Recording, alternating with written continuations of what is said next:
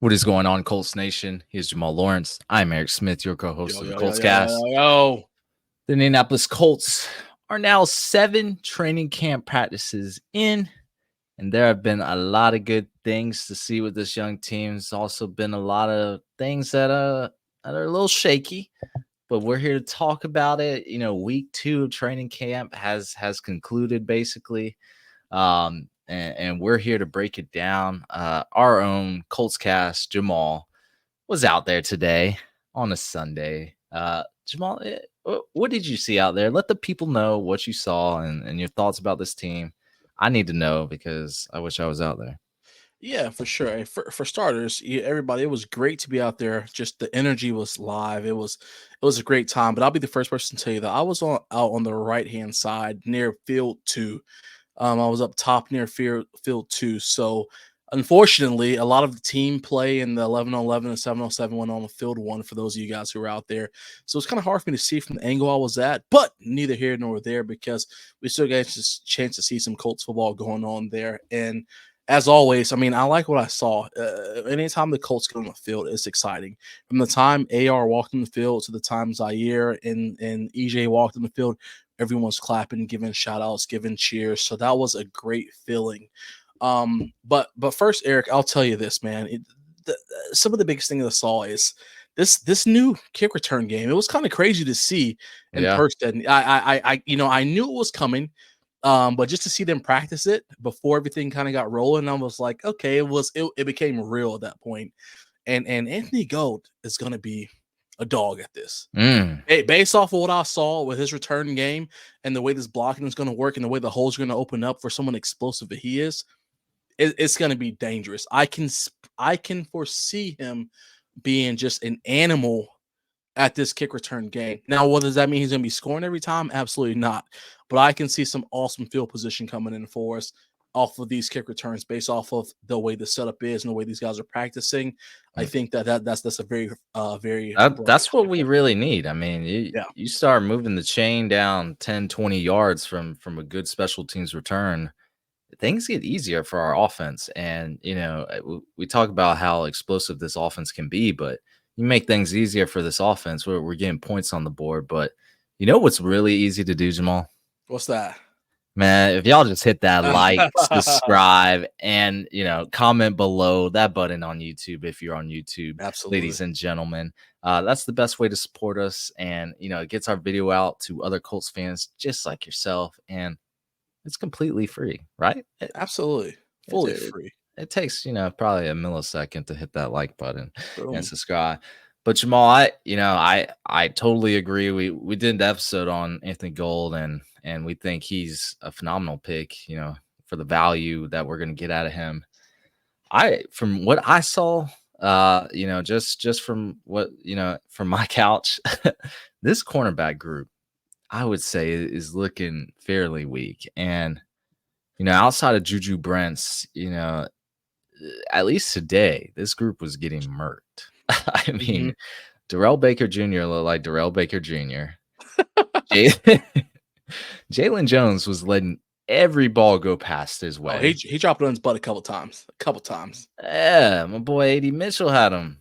Listen, I was going to talk about that. Don't worry. Yeah, Dallas Flowers wasn't looking too hot. I'm not saying we should have drafted someone like Quinyon Mitchell, who's absolutely balling in training camp as a Philadelphia Eagle. But man, it would have been great to have another talented guy on the outside corner, so we didn't have this position battle. That's probably not going to turn out too fair for us. I don't know. What are your thoughts? So my initial thoughts for this, man, and we talked about this even last season during the season where, it was kind of hype seeing that the Colts were averaging 28, 29 points a game. We're like, oh, that's phenomenal. Hey, based off what we're seeing right now, Colts are going to average 30 plus points a game to guarantee a dub because we're going to be giving up points. Let's be crystal clear about that. Think so? Yes, and the reason why I say this is because people have been talking about AD and where he stands and how he's a step below Alec Pierce right now. And who said that? Development. There were people talking about Alec Pierce. Who said that? There have been people on Twitter or X, however you want to say it, talking about how Pierce is having a better training camp than AD. And I'm gonna tell you right now, I saw AD at 11 on 11s catching balls from AR. If AR would hit him in stride, easy touchdown. I saw AD catching balls from Flacco with connection, phenomenal. Mm. No matter who was back there, he was catching the balls. And then again, if they were in stride, they were going to the crib. There was zero question. And I'll tell you this to say that if you can tell me right now with a straight face, Michael Pittman Jr. did catch one touchdown at the very end, but you can tell me right now with a straight face that AD, who is you're going to say a quote a step below Alec Pierce and what they're bringing to the table right now, people on Twitter verse X verse, however you want to slice it, we're in trouble because one for y'all who want to say it. Everyone has said Michael Pittman Jr. is a wide receiver one. So if we're gonna have people out there, the Tank Dales, the Devontae Adams, the DeAndre Hopkins, any of these guys, I guess DeAndre Hopkins got injured, he's gonna be out for a little bit. He'll get a speedy recovery. But these guys who are out there like that, the Justin Jeffersons, the Jettas, these guys out here, it makes me nervous. It makes me nervous that if you tell me that an underdeveloped rookie is coming out here and balling on our cornerbacks, how can I be excited to see what's going to come for a true wide receiver one in the National Football League right now? That scares me. Ooh. So I say that to say that, listen, AD looked phenomenal. AD looked great. Bacon Ricky Bobby style out there was nothing. But if he's going to bring this to the table and our cornerback group can't handle this, hey, like I said, we're going to need a minimum 30, 35 points a game just to be in contention because as much as I want to be that person, I can see the burns coming now. I can see everything happening now to where we're going to have to play a lot of catch-up ball because they're going to be airing the ball out. If our guys are on their butts, I mean, I believe it was AD when he was in 11-11 versus Jalen Jones. When he caught the ball that wasn't in stride, Jalen Jones was on his butt, and AD caught the ball. Richardson just happened to have pressure on him. He threw the ball, and it was kind of a lot. It was a lackadaisical. Yeah,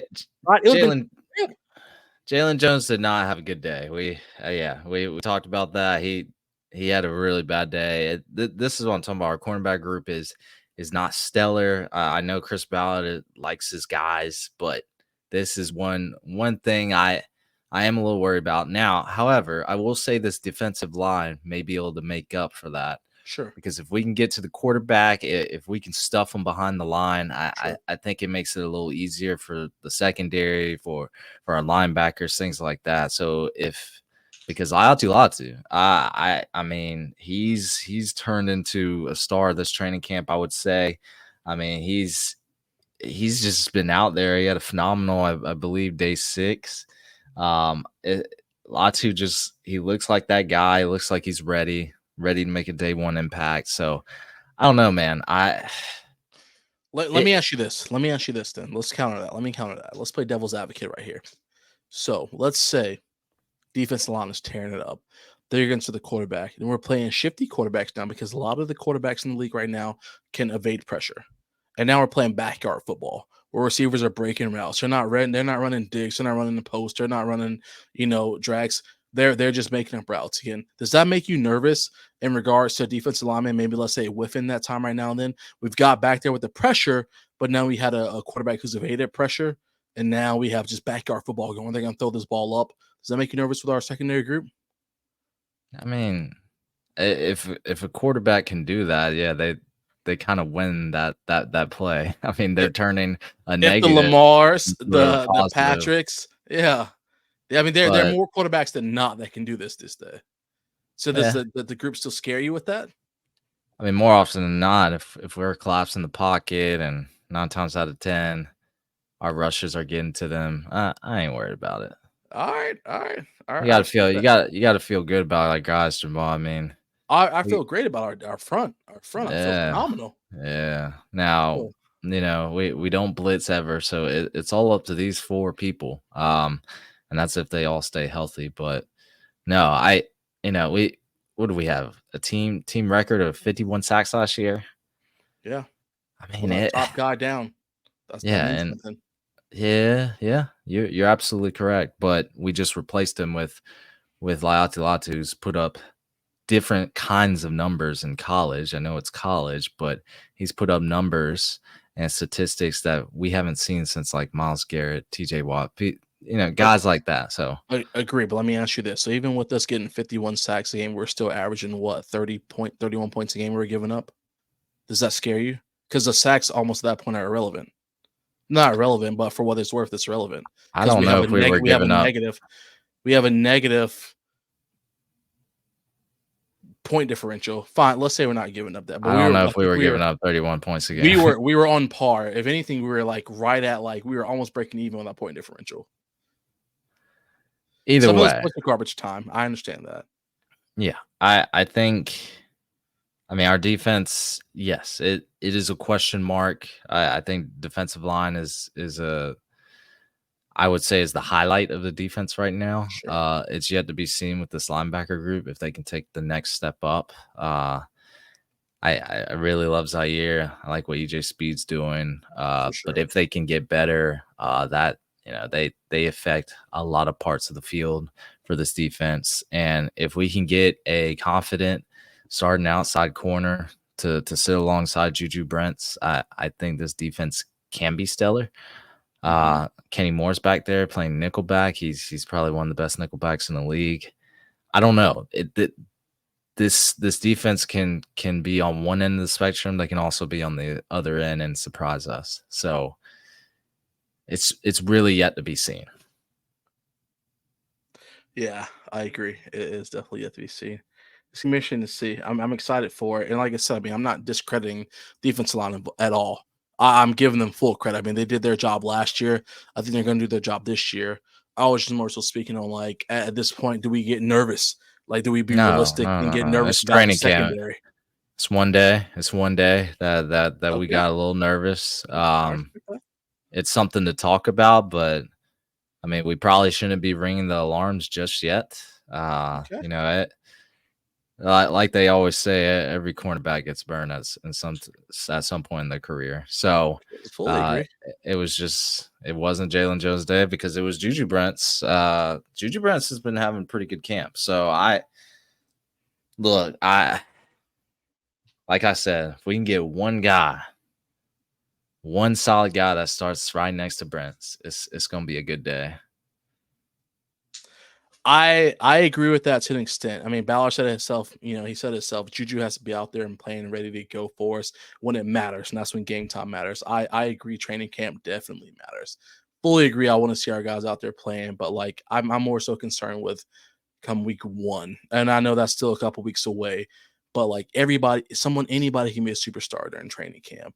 But when it's time to shake and bake, when there's competition on the opposite side of the field, you're not seeing every single day. That's when I think the people earn their paychecks. So hopefully these guys are ready. My man went to one training camp. He's shaking in his boots about this You defense. damn right I am. Holy You moly. damn right I am. God damn. Lost all faith. We do want to talk about one guy on our next episode that I think you guys will like. So we'll talk about some free agents possibly. Let's see. Yeah, we'll definitely see. Anything else from training camp? So that's all, man. Like I said, it was great to see those guys out there. Energy was definitely there. It was a hot day, so I understand why like people may not have been going full throttle. But we have a preseason game coming this Sunday against the Broncos. So a couple days left, and some of these guys who may not be on the field right now get a chance to make a name for themselves. I'm excited to see them hit the field on Sunday. We get a chance to see what they can bring to the table. Man, I can't wait.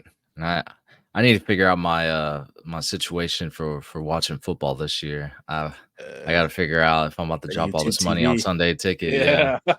On Sunday Ticket because you guys get the local games for free, right? Basically. Yeah, fortunately, it's the only thing that's not blacked out around here. Yeah, I got to figure it out on my end to get my Colts games because I'm not missing one. So, hey, that's all I got for training camp. Yes, sir. Hey, that's going to be it for us, everyone. Thank you for listening to the Colts Cast. We are live on Apple Podcasts, Spotify, YouTube, or any platform you use to listen to podcasts. We'll be back next time to give you some more Indianapolis Colts content. Take it easy.